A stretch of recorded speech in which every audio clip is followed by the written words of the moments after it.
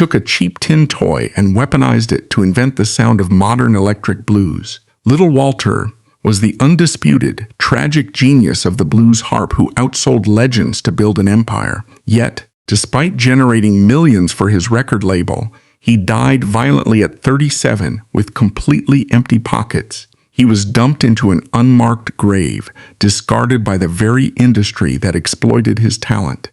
This is the brutal true story of how they extracted his brilliance and systematically crushed his soul. But the ferocious, aggressive noise he eventually unleashed upon the world was not just music, it was a visceral, desperate reaction to the suffocating silence he was born into. The story begins on the 1st of May, 1930, in Marksville, Louisiana.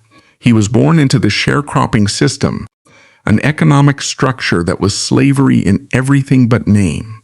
Sharecropping was not an employment opportunity. It was a carefully engineered financial prison. Black families worked the land owned by white landlords, purchasing their seed, tools, and food on credit from the landowner's store at exorbitant interest rates. At the end of the harvest, the mathematics were always rigged. The sharecropper would invariably be told they had not earned enough to clear their debt, tying them to the land for another year of forced servitude. It was a cycle of generational despair designed to break the human spirit before it could even fully form. Marion Walter Jacobs was born into the very bottom of this invisible caste system. The profound insignificance of his social standing was documented by the fact that he was not even issued an original birth certificate. To the state of Louisiana in 1930, his arrival simply did not matter. But the systemic cruelty of the Jim Crow South was immediately compounded by a devastating personal trauma. Almost immediately after he was born, his mother abandoned him. She simply walked away, leaving the infant to be raised by his paternal relatives on a struggling, sun-scorched farm in Rapides Parish, just outside of Alexandria. This primal wound of abandonment is the psychological cornerstone of little Walter's entire life. Psychologists understand that when a child is discarded by the person who gave them life, it creates an existential void. The child internalizes the rejection. They learn from their very first breaths that the world is a hostile, unreliable place and that trust is a dangerous liability. For young Walter, the absence of his mother translated into a fierce, almost feral need for self-reliance. If he was not wanted, he would have to make himself unavoidable. If the world refused to acknowledge his existence, he would have to find a way to scream so loudly that they could not ignore him. He found his voice in a pocket-sized piece of metal and wood. By the age of 8, Walter began playing the harmonica. In the rural South of the 1930s, the harmonica was considered a novelty, a child's toy, or a cheap distraction for poor folk. A piano was an impossible luxury. A guitar was a major investment. But a harmonica cost only a few pennies. It was the instrument of the transient and the dispossessed because it could be slipped into a pocket and carried anywhere. But Walter did not treat it like a toy. He treated it like a lifeline. He listened obsessively to the scratchy 78 RPM records of John Lee Sonny Boy Williamson, the first great pioneer of the blues harmonica. Walter would sit in the dirt of the Rapides Parish farm, imitating the wailing, vocal-like phrasing of Williamson. He taught himself to bend the reeds, to cup his hands to shape the tone, to make the cheap tin breathe, cry, and moan. The harmonica became the external manifestation of his internal grief. When he blew into it, he was not just making music. He was expelling the pain of his abandonment. By the time he was 12 years old, the physical and emotional claustrophobia of the farm became intolerable. The year was 1942.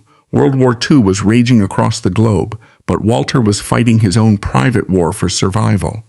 Driven by a restless, burning intelligence and a desperate need to escape the destiny of a sharecropper, the 12-year-old boy made a decision of staggering bravery. He ran away from home. He walked away from the only family he knew and stepped out onto the unforgiving, dangerous roads of the American South. The reality of a 12-year-old black child hitchhiking and wandering through the Jim Crow South in the 1940s is difficult to fully comprehend today. It was an environment of constant, mortal peril. The Ku Klux Klan was a highly active terror organization. Vagrancy laws were weaponized by local sheriffs specifically to arrest young black men wandering the roads, throwing them into local jails only to lease them out as convict labor to local farms and corporations. Survival required hypervigilance. Walter had to learn how to read the eyes of every stranger, how to anticipate violence before it happened, and how to disappear when the situation demanded it. This environment forged the paranoia and the aggressive defensive posture that would define his adult personality. He learned early that kindness was rare and weakness was an invitation to be destroyed. He survived by busking. He became a street corner entertainer, playing his harmonica for loose change in New Orleans, Memphis, Helena, and St. Louis. The streets became his true academy. Busking is a brutal, unforgiving profession. You are entirely dependent on the fleeting attention of pedestrians. If you are not loud, engaging, and undeniably brilliant, you starve. Walter learned to project his sound over the noise of traffic, the shouting of market vendors, and the general chaos of the urban environment. He learned the hustle. He learned how to spot a generous drunk, how to dodge a hostile police officer, and how to physically defend the few coins in his pocket from older, bigger thieves. It was during this transient, terrifying period of his adolescence that he began to cross paths with the older, hardened veterans of the blues circuit. Men like Sunnyland Slim, David Honeyboy Edwards, and eventually the legendary Sonny Boy Williamson II took the young runaway under their wing. They recognized the raw, terrifying genius in his playing. These men were not gentle mentors. They were tough, scarred survivors of a brutal industry. They taught Walter the deeper, more complex rhythmic structures of the blues, but they also taught him how to survive in the cutthroat world of juke joints and illegal gambling dens. They taught him that a musician had to be a businessman, a fighter, and a survivor all at once. They taught him how to handle a knife, how to win a dice game, and how to demand respect in a room full of dangerous men. Walter absorbed everything like a sponge. He possessed a photographic memory for musical phrasing. He was not just listening to other harmonica players. He was listening to the complex, sophisticated horn arrangements of jazz bands like Louis Jordan's Timpani 5. He was listening to the fluid, single-note solos of early electric guitarists. He began to apply these advanced musical concepts to his simple diatonic harmonica. He was forcing the instrument to do things it was never mechanically designed to do, playing fast, swinging, sax-like lines that left older musicians staring in absolute disbelief. As the mid-1940s approached, the landscape of America was fundamentally changing. The wartime economy had created a massive demand for industrial labor in the northern cities. Millions of African Americans were packing up their meager belongings and boarding trains bound for Chicago, Detroit, and New York, fleeing the terror and economic starvation of the South in what became known as the Great Migration. They brought their culture, their food, and their music with them. The acoustic, rural country blues of the Mississippi Delta was moving into the concrete canyons of the northern ghettos, and it was about to undergo a violent, electrified transformation. Walter, now a hardened, street-smart teenager with a chip on his shoulder the size of a Louisiana parish, realized that the South had nothing left to offer him. The money, the action, and the future were up north. Around 1945, carrying nothing but a cardboard suitcase and a pocket full of harmonicas, the 15-year-old prodigy boarded an Illinois Central train heading straight for the industrial heart of the Midwest. He was heading for Chicago. He did not know it yet, but he was carrying a musical revolution in his pocket. The city was loud, aggressive, and unforgiving, but Marion Walter Jacobs was ready for it. He had spent his entire childhood being ignored. He was about to plug in, turn the volume all the way up, and force the entire world to listen to his pain.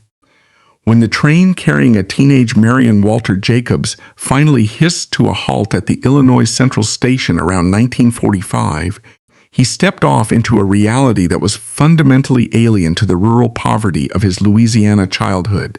Chicago was not a city. It was an industrial machine, a roaring, smoke-choked engine of steel mills, slaughterhouses, and meatpacking plants. For the millions of African Americans arriving during the Great Migration, the south side of Chicago was the promised land, a place where a man could theoretically trade the generational bondage of sharecropping for the grueling, but paying, labor of the factories. But the promise was a gilded cage. The migrants were herded into tightly segregated, overcrowded neighborhoods known as the Black Belt.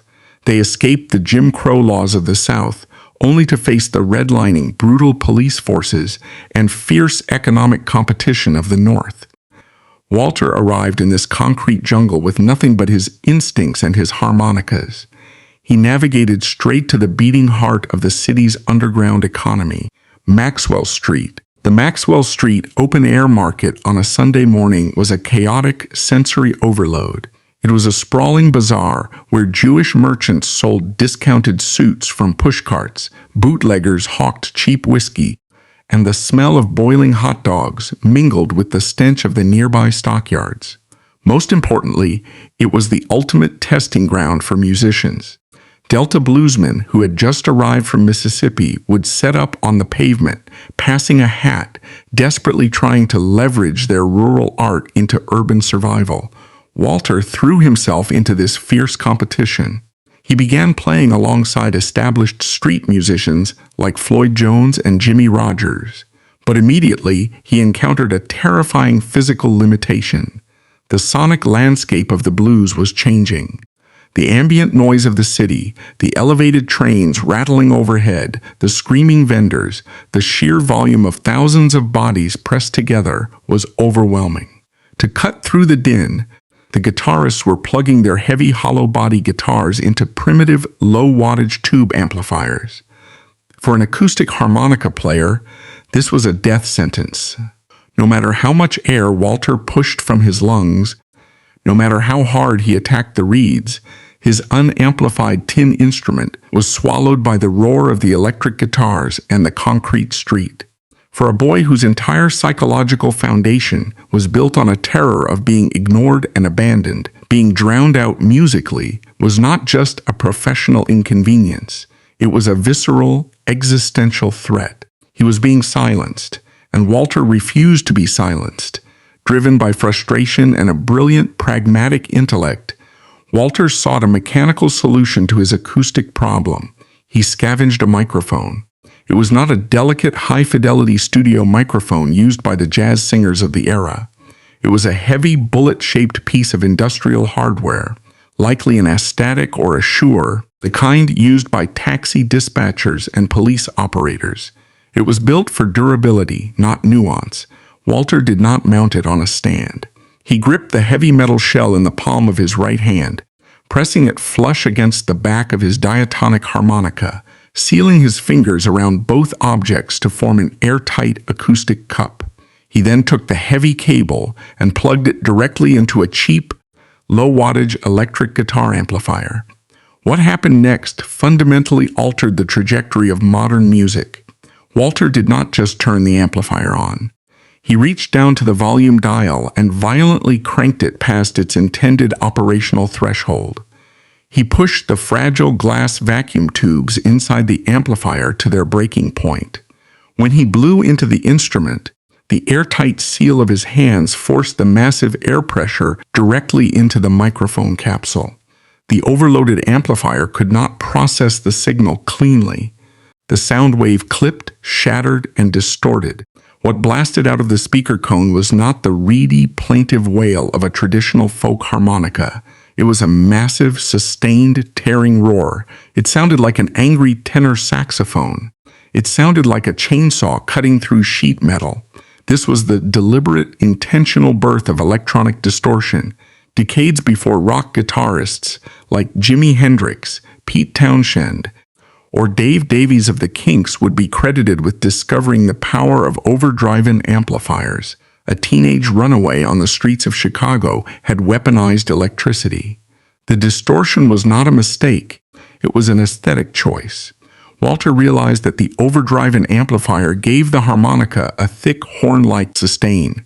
By subtly opening and closing his hands, he could control the feedback loop between the microphone and the speaker. He could make the notes bite, growl, and decay. He had transformed a child's toy into a lethal sonic weapon. The distortion perfectly mirrored the internal rage of his abandoned childhood.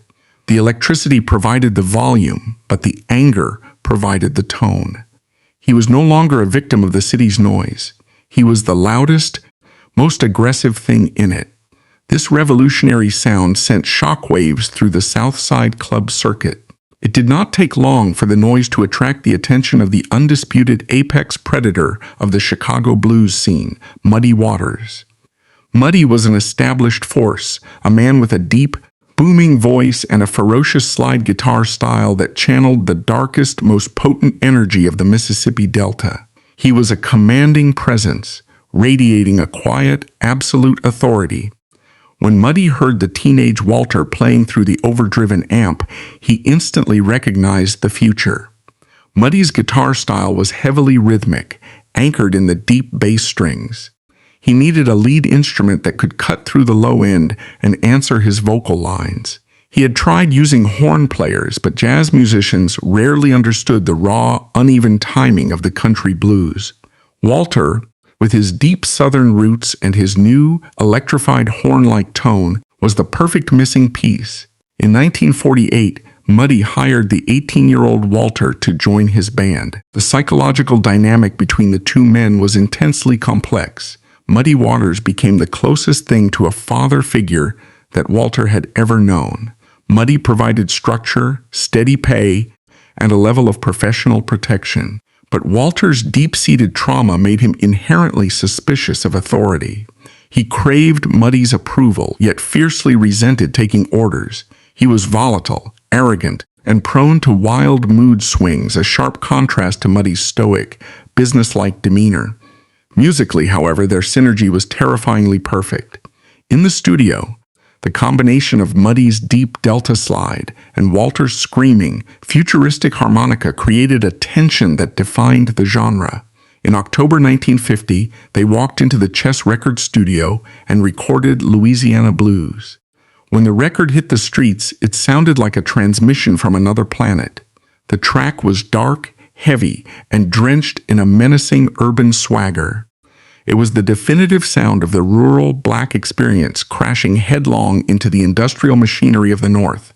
With Walter securing the lead melodic role, Muddy's band evolved into an unstoppable live unit.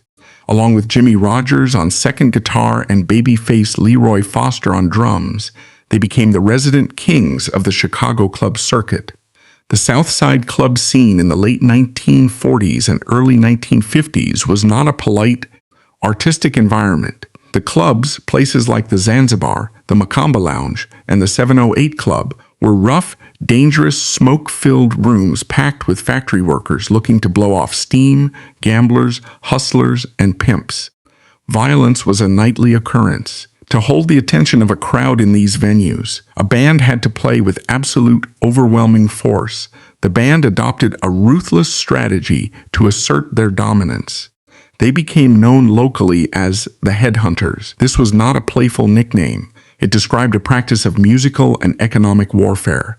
In the cutthroat economy of the South Side, gigs were scarce and fiercely contested. If a rival band was holding down a lucrative residency at a club, Muddy, Walter, and the rest of the crew would show up on a Saturday night. They would wait until the crowd was packed, then approach the stage and ask the resident band if they could sit in for a few numbers. Once they plugged into the amplifiers, the assassination began. The Headhunters would unleash a torrent of electric blues so heavy, so tight, and so deafeningly loud that the resident band was completely humiliated. Walter would stalk the stage, pushing his amplifier into the red, firing off rapid, distorted solos that left the other musicians staring in shock. They would literally play the resident band off their own stage. By the end of the night, The club owner would invariably fire the original band and hire the headhunters on the spot. For Walter, this predatory behavior was entirely consistent with the survival skills he had learned as a runaway. On the road, if you did not strike first, you starved. The headhunter's tactics validated his worldview. Dominance was the only currency that mattered. He was no longer the discarded child from Louisiana. He was the star player in the most feared band in Chicago, but this rapid ascent to power was a double-edged sword. The relentless gigging, the constant pressure to perform, and the brutal environment of the clubs began to take a toll. Walter was barely 20 years old, making more money than he had ever seen, surrounded by women, sycophants, and the dangerous temptations of the Chicago underworld. To cope with the adrenaline and the lingering ghosts of his past, he began to self-medicate. The drinking started as a social lubricant, a way to wind down after a grueling 4-hour set in a sweltering club. But alcohol is a dangerous chemical for a mind wired by trauma. It lowered his inhibitions and amplified his natural arrogance. The street-smart kid who had once used his wits to avoid danger was transforming into a belligerent, highly confrontational young man who actively sought it out. He began to believe his own myth. He was the undisputed master of his instrument, the innovator of the electric sound, the secret weapon that made Muddy Waters records fly off the shelves. As the calendar turned toward 1952, the tension within the headhunters was reaching a boiling point. Walter was growing increasingly impatient with his role as a sideman. He knew that his harmonica playing was the driving force behind the band's live success. He watched Leonard and Phil Chess, the White brothers who owned the record label, doting on Muddy while treating Walter as a mere employee. His ego, inflamed by alcohol and the adulation of the South Side crowds, was expanding beyond the confines of Muddy's shadow. The stage was set for a rupture. Walter was preparing to make a move that would upend the entire hierarchy of the Chicago blues scene and force the industry to recognize him not as a backing musician, but as an absolute, undeniable star. The electric current he had harnessed was about to strike the record charts with unprecedented force, but the resulting explosion would initiate the slow, tragic destruction of the man holding the wire. The tension that had been quietly simmering within Muddy Waters' band finally boiled over in the spring of 1952, not in a smoky South Side nightclub, but in the sterile, acoustically treated environment of Universal Recording Studios. It was the 12th of May, and Muddy had booked the room to cut his latest tracks for Chess Records. By this point, Marion Walter Jacobs, now universally known as Little Walter, was a caged animal. He was 22 years old, acutely aware of his own terrifying genius, and deeply resentful of his status as a mere sideman. He knew that the roaring, distorted wail of his amplified harmonica was the secret engine driving Muddy's success, yet his name was not printed on the front of the record labels, and the lion's share of the money was not landing in his pockets. During a lull in the session, while Muddy and the rest of the band were taking a break to tune their instruments and rest their fingers, Walter's restless energy demanded an outlet. He signaled to the drummer, Elgin Evans, and the guitarist, Jimmy Rogers, to lay down a swinging, propulsive boogie beat. Walter cupped his heavy bullet microphone, cranked his amplifier, and unleashed a ferocious, swinging instrumental track. He was not backing anyone up. He was leading the charge. The melody was a complex, jazz-inflected line played with the aggressive, distorted attack of a street brawler. Sitting behind the glass of the control room was Leonard Chess, the shrewd, ruthlessly pragmatic co-founder of Chess Records. Leonard did not necessarily understand the deep cultural nuances of the blues, but he possessed an impeccable, predatory instinct for what would sell. When he heard the sheer, unadulterated power pouring out of Walter's amplifier, he immediately signaled the sound engineer to hit the record button. They captured the raw, explosive energy in a single take. There were no lyrics, no vocals, just the sound of a young man pouring a lifetime of abandonment, rage, and ambition through a piece of tin and a glowing vacuum tube. They titled the track Juke. Leonard Chess, recognizing its explosive potential, decided not to release it under Muddy Waters' name. Instead, he pressed it on Checker Records, a newly formed subsidiary label, crediting it solely to Little Walter. When Juke hit the streets in late summer of 1952, the reaction was unprecedented. It did not merely chart, it detonated. The record climbed to the absolute summit of the Billboard R&B chart and stayed locked at the #1 position for 8 consecutive weeks. To this day, in the entire history of recorded music, Juke remains the only harmonica instrumental to ever reach #1. It was a massive culture-shifting hit that blared from every jukebox, car radio, and open window across Black America. For Walter, the success of Juke was the ultimate, intoxicating validation of his existence. The motherless runaway who had starved on the streets of the South was suddenly the biggest star in the country. But for a psyche built on a foundation of profound trauma, sudden fame is not a cure. It is an accelerant. The abandonment he suffered as an infant had hardwired his brain to equate vulnerability with death. Now, armed with wealth, fame, and a #1 record, he weaponized his success. He became fiercely arrogant, demanding, and impossible to control. He was determined to never let anyone diminish him again. And his first target was the man who had brought him into the spotlight. Realizing his immense market value, Walter abruptly quit Muddy Waters' band right in the middle of a grueling Southern tour. It was a ruthless, deeply calculated move. He left Muddy scrambling for a replacement, effectively severing his ties with the father figure who had nurtured his early career. But Walter was a general who needed an army, and a frontman cannot rule the Chicago club circuit without a backing band. What he did next remains one of the most legendary cutthroat maneuvers in the history of the music business. At the exact moment Walter abandoned Muddy, a young, highly talented rival harmonica player named Junior Wells was looking for his own break. Junior Wells had been fronting a formidable, highly sophisticated backing band called the Aces, consisting of the brothers Louis and Dave Myers on guitars and the phenomenal Fred Below on drums. Sensing an opportunity, Junior Wells left the Aces to take Walter's vacant spot in Muddy Waters' band. Walter saw the opening and struck with the speed of a viper.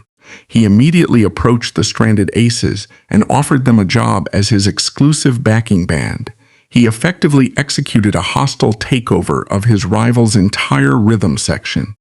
He renamed them Little Walter and his Nightcats, later shifting to the Jukes, and in doing so, he assembled the most lethal, tightly coiled electric blues band on the planet. The addition of the Aces, and specifically drummer Fred Below, fundamentally changed Walter's sound and, by extension, the trajectory of modern music. Fred Below was not a traditional plodding blues drummer. He was a trained jazz musician with a deep understanding of swing and syncopation. When Below's sophisticated, driving backbeat, which would become the foundation of the famous Chicago Shuffle, collided with Walter's distorted, aggressive harmonica lines, it created a blueprint for rock and roll. From 1952 to 1958, Little Walter was the undisputed king of Chess Records. He embarked on a staggering run of commercial dominance, churning out 14 top 10 Billboard R&B hits. Tracks like Sad Hours, Mean Old World, Blues with a Feeling, and You're So Fine became the definitive soundtrack of urban Black America.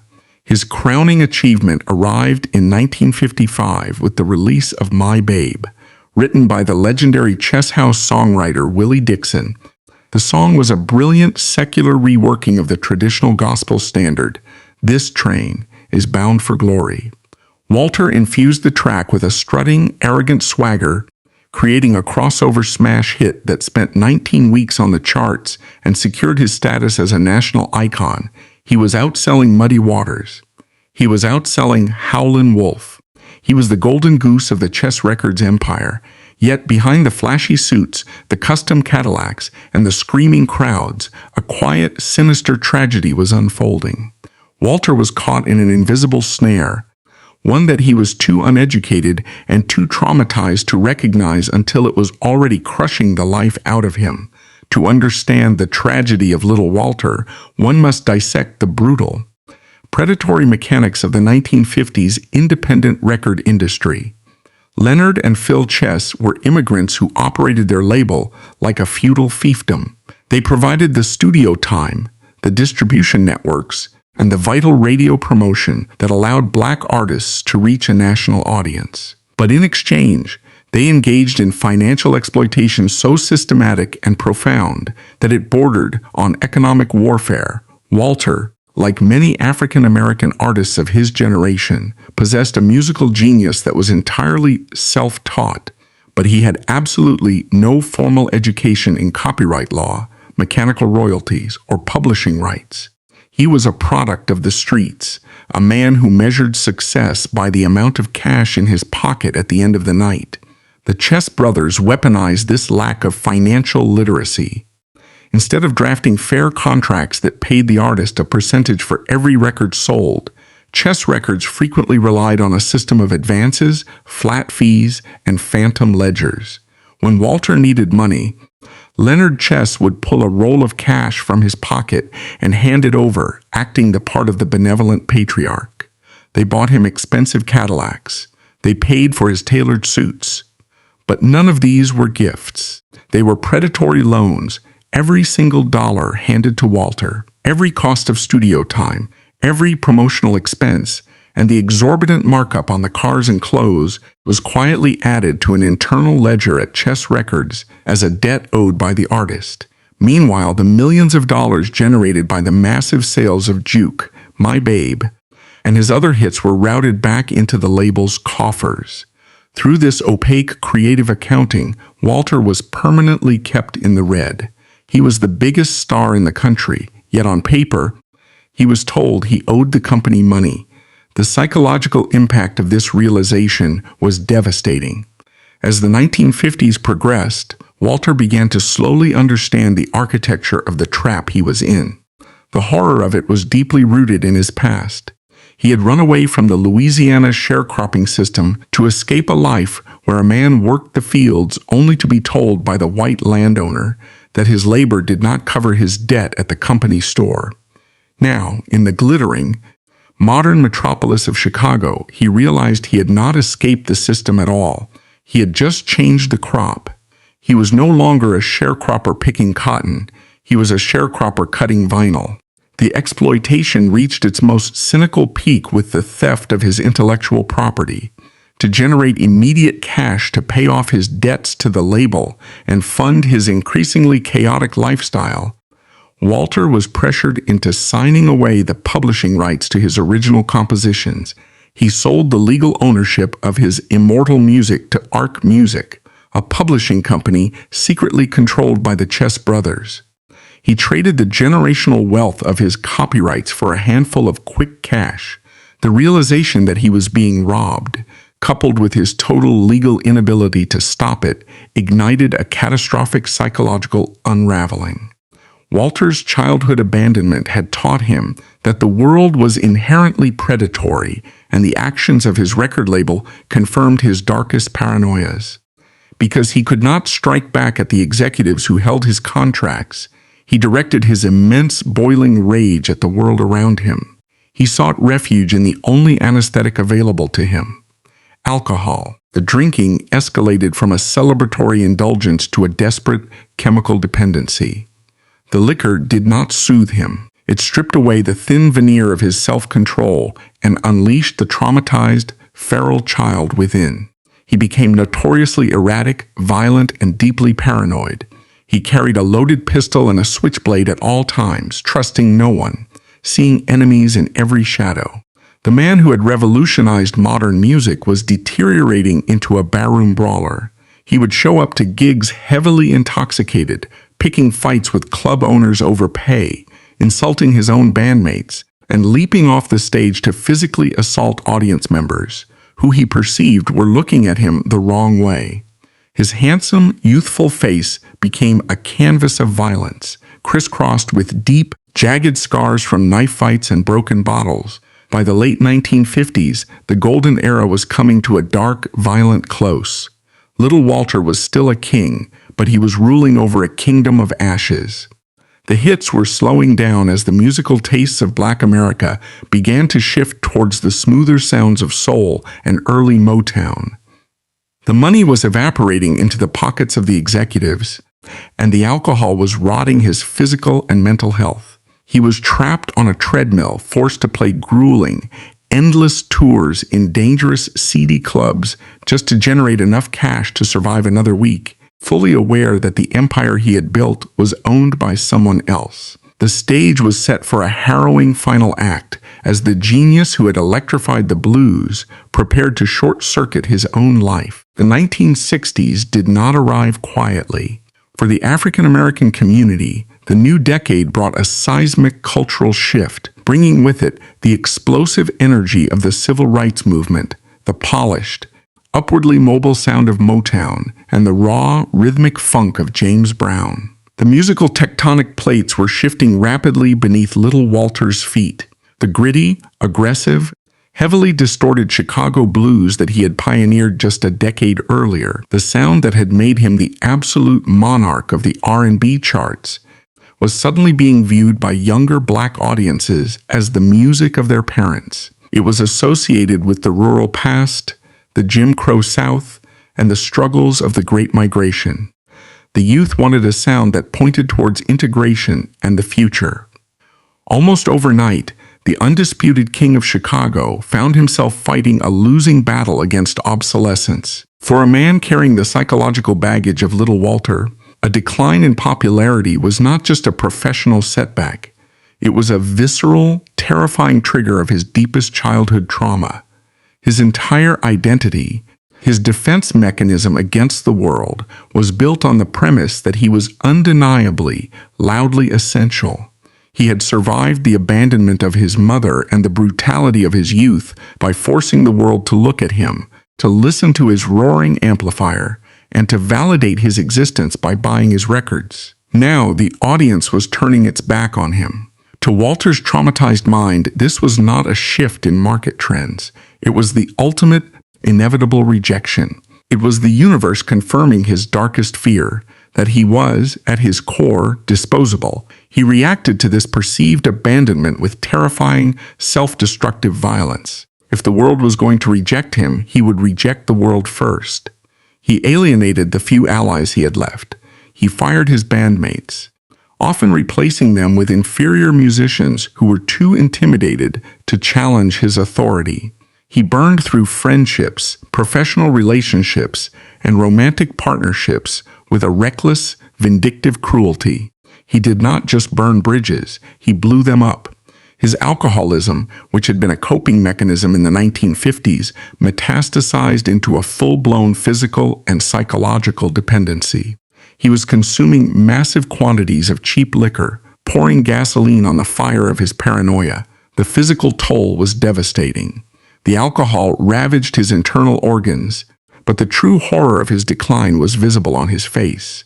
The remarkably handsome, sharp-dressed young man who had conquered Chicago was gone. In his place stood a bloated, deeply scarred brawler.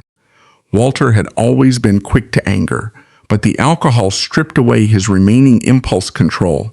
He actively sought out physical confrontations, pulling his switchblade or his pistol at the slightest perceived insult. His face became a grotesque canvas of violence, crisscrossed with jagged, poorly healed scars from bar fights, broken bottles, and straight razors.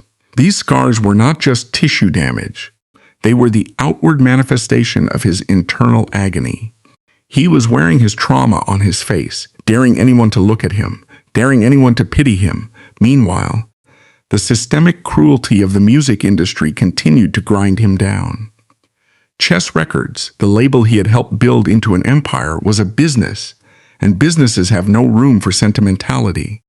Leonard and Phil Chess were busy promoting a new generation of artists, Etta James, Chuck Berry, and Bo Diddley, who were successfully crossing over to white teenage audiences. Walter, with his declining sales, erratic behavior, and massive, artificially manufactured debts on the company ledger, was viewed as a depreciating asset. They stopped heavily promoting his records. They stopped booking him in premium venues. But because he was still bound by his predatory contracts, and because he desperately needed cash to feed his addiction and survive, he was forced to stay on the road. He was reduced to playing grueling, poorly paid gigs in dangerous, half-empty dives on the South Side, grinding his body into dust just to stay afloat. Then, in 1962, a bizarre and deeply ironic lifeline was thrown to him. Two German music promoters, Horst Lippmann and Fritz Rau, organized the American Folk Blues Festival. Their concept was simple but revolutionary: bring the greatest living legends of American blues across the Atlantic to perform for European audiences. Little Walter was invited to join a lineup that included Willie Dixon, T-Bone Walker, and Memphis Slim. The European tours provided a staggering, almost schizophrenic contrast to Walter's reality in America. In Chicago, he was a fading, scarred barroom brawler struggling to pay his rent and dodging police. But when he stepped off the plane in London, Paris, and Frankfurt, he stepped into an alternate universe. To the white European audiences, and particularly to the young, obsessive British musicians who were fueling the emerging blues revival, Little Walter was not a fading star. He was a god. He was a mythological figure who had literally invented the vocabulary of modern electric music. Young teenagers named Mick Jagger, Keith Richards, Eric Clapton, and Robert Plant were sitting in the front rows of these European theaters, studying his every move, treating his old chess record 78s like sacred texts. When Walter walked onto the stages of Europe, he was greeted with hushed, reverent silence, followed by thunderous standing ovations. They treated him with a profound intellectual respect that he had never, ever experienced in his home country. They asked him for his autograph. They wanted to know the specific mechanics of his microphone technique. They validated him not just as an entertainer, but as an absolute historic genius. For a brief shining moment, the European tours seemed to offer a path to redemption. The footage from his performances in the early 1960s shows flashes of the old brilliance. When he cupped the microphone and closed his eyes, the distorted, aggressive wail of the harmonica was still there. The genius had not vanished. It was just buried under a mountain of trauma and alcohol. But the tragedy of external validation is that it can never cure an internal wound. The adoration of the European crowds was genuine, but Walter was too broken to fully accept it. His paranoia told him to distrust this sudden worship. He felt alienated by the polite, seated European theater audiences, missing the dangerous, interactive energy of the South Side clubs. When he returned to Chicago after the tours, the psychological whiplash was severe.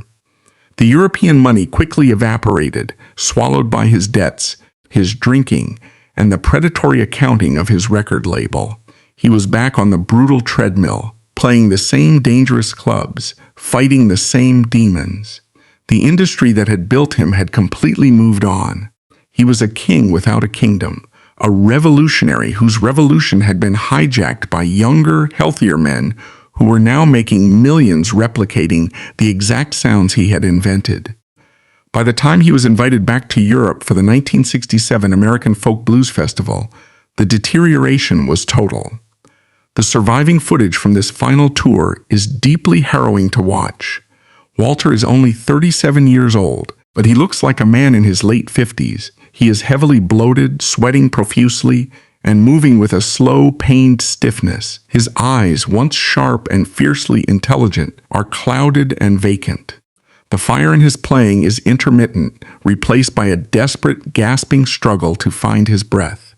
Behind the scenes, he was highly erratic, picking vicious arguments with his fellow musicians, most notably a famous, near-violent clash with guitarist Hound Dog Taylor.